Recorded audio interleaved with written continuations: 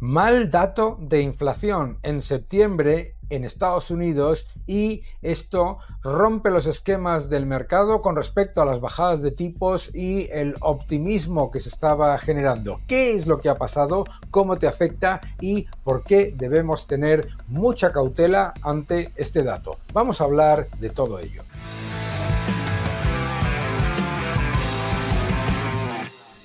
Hola a todos y bienvenidos a mi canal. Muchísimas gracias por suscribiros, gracias por dejar vuestros comentarios y por darle un me gusta a este vídeo.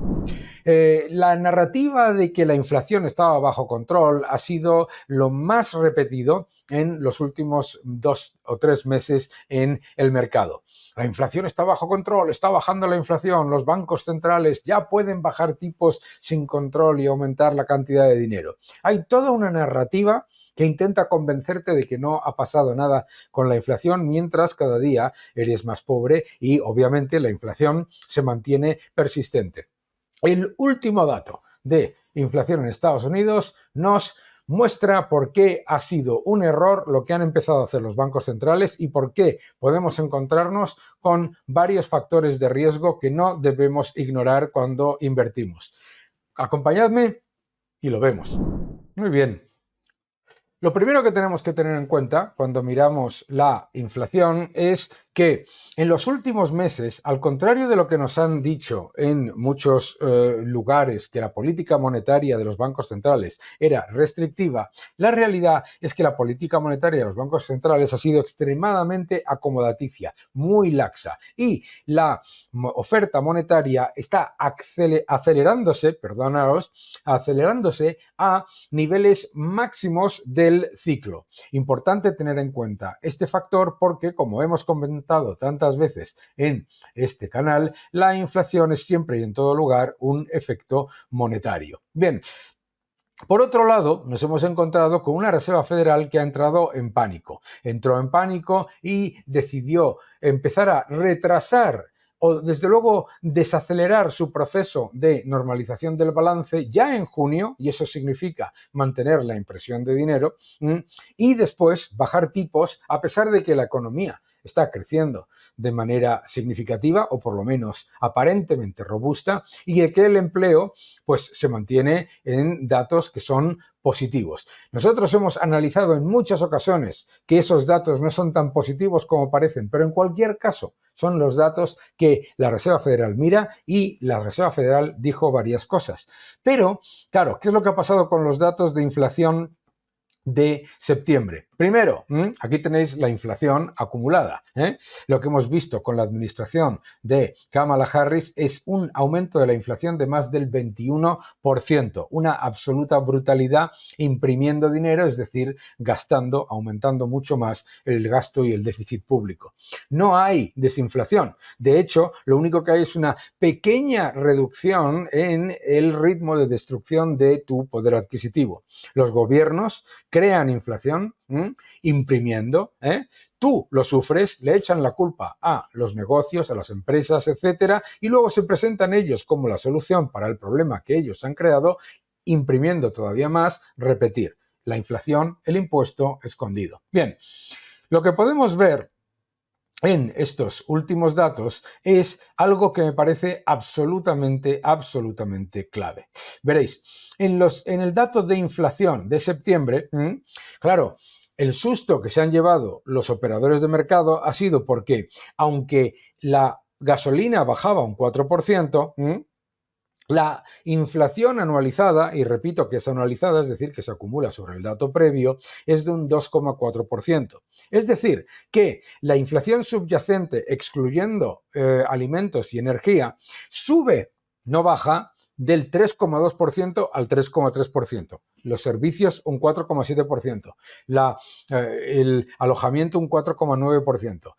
¿Y cuál es la preocupación? Pues lo veis aquí, que aunque en términos anualizados la inflación titular se reduce al 2,4%, la inflación subyacente, que es la que refleja los precios de las cosas que son menos volátiles, está subiendo. ¿Vale? Bien. ¿Y por qué nos debe preocupar eso? Aquí tenéis los datos. Veréis, en el último año, el único factor real de reducción de la inflación ha sido la energía, ha sido la bajada del precio del petróleo, la bajada con ello de la gasolina, etcétera, en Estados Unidos, ¿de acuerdo? Sin embargo, la inflación, por ejemplo, de servicios, 4,7%, la inflación de alojamiento, 4,9%, la inflación de servicios médicos, 3,9%. Es decir, son fundamentalmente las materias primas, mientras los servicios energéticos, un 3,4%, etcétera. O sea, la inmensa mayoría del resto de los componentes continúan subiendo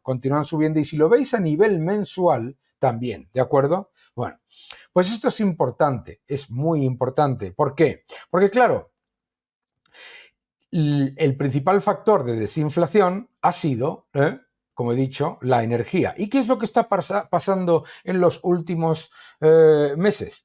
Bueno, pues que desde que se han empezado a bajar tipos y con el riesgo geopolítico, con la bajada de tipos se ha acelerado el rebote de las materias primas. Entonces resulta que el factor energético empezará a pesar negativamente en la inflación en los próximos meses. Mucho cuidado con este dato porque, claro, el mercado espera unas fortísimas bajadas el mercado espera unas fortísimas bajadas de tipos y muy rápidas. Pero lo que el mercado asume es que los datos de inflación solamente van a mejorar. Sin embargo, con unos gobiernos que no paran de gastar y una administración en Estados Unidos que no deja de aumentar el déficit y de empeorar su posición, pues resulta que hay un riesgo de esta inflación. Y he tenido la oportunidad de hacer una entrevista con Keith McCulloch en la televisión de HEDJ en Estados Unidos, en la que explico qué es lo que está ocurriendo para que os hagáis una idea. Vamos allá. Did the Federal Reserve make a policy mistake with a 50 basis point cut? La Reserva Federal ha cometido un error bajando los tipos en 50 puntos básicos? Definitely it did. Absolutamente. But we need to understand why they did it, ¿no? ¿Por qué cometió el error la Reserva Federal? Ya que la Reserva Federal tiene como objetivo la estabilidad de precios, que la inflación baje, y nos había dicho que iba a haber inflación más baja durante más tiempo, inflación más alta durante más tiempo y por lo tanto tipos más elevados y normalización del balance, ¿por qué ha entrado en pánico? The Federal Reserve started panicking in June when they decided to slow down the pace of normalization of the balance sheet.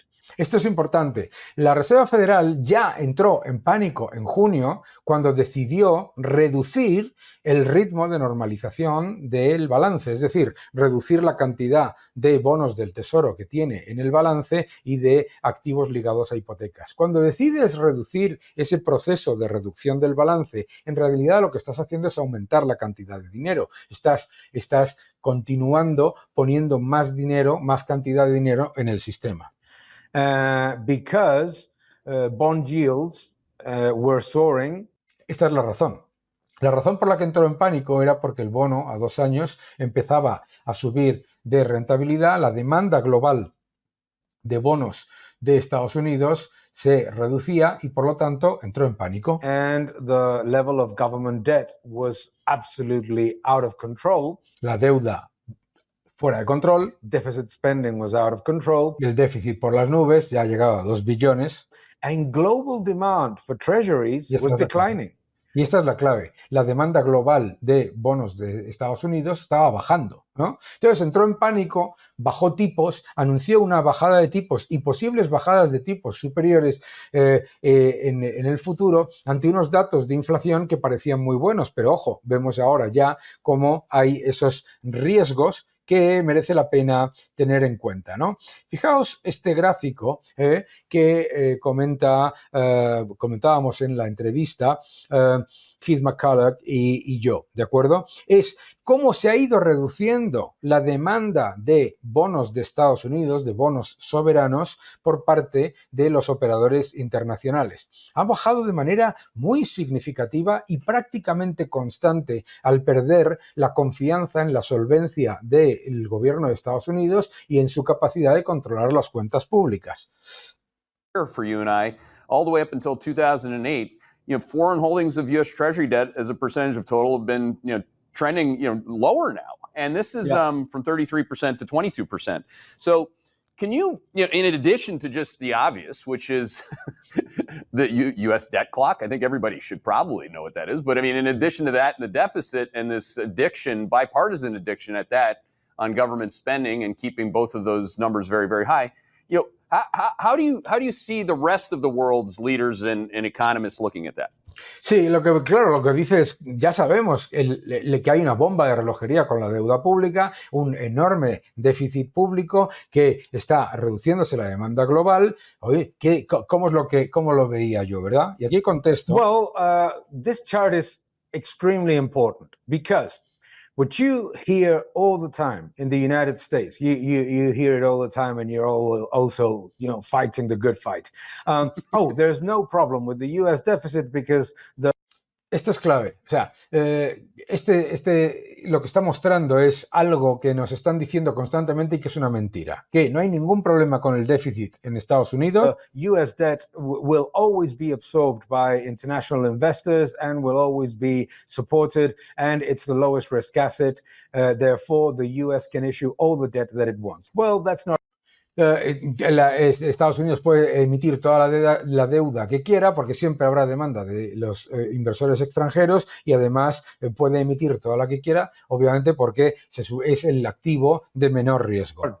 That is not true. Number one, it has an economic limit. Tiene un límite económico. The amount of GDP generated by every unit of public debt has declined by more than half in 10 years. En los últimos 10 años, cada nueva unidad de deuda genera menos unidades de Producto Interior Bruto. De hecho, por cada dólar de deuda pública en Estados Unidos se genera menos de 50 céntimos de Producto Interior Bruto. So for every dollar of new public debt, you get less than 50 cents of GDP.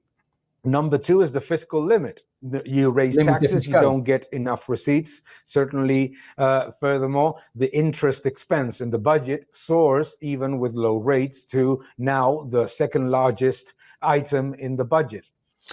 El límite fiscal, por un lado, sube los impuestos, pero los ingresos no son suficientes para reducir el déficit. No solamente no reducen el déficit, sino que los intereses de la deuda, mis queridos amigos, se disparan y ya son el segundo elemento más importante del presupuesto. Prácticamente $1 billón, un trillón norteamericano, casi llegando al gasto en defensa. And the third is international demand. Y el tercero es la demanda internacional que está cayendo. The US dollar is the world reserve currency. The US dollar is treasuries, obviously. Claro, la demanda de dólares es la demanda de bonos del Estado, por supuesto. So when you and I were in the hedge fund world, you remember when foreign demand of treasuries relative to net issuances were higher than 100%. Cuando él y yo trabajábamos en el mundo de los hedge funds, él viene de un gran fondo de inversión y yo también, nos encontrábamos que en épocas de interés por menor apetito por el riesgo, etcétera, la demanda de bonos de Estados Unidos superaba en más del 100% a las emisiones netas. Es decir, el mundo quería bonos de Estados Unidos como el activo de menor riesgo.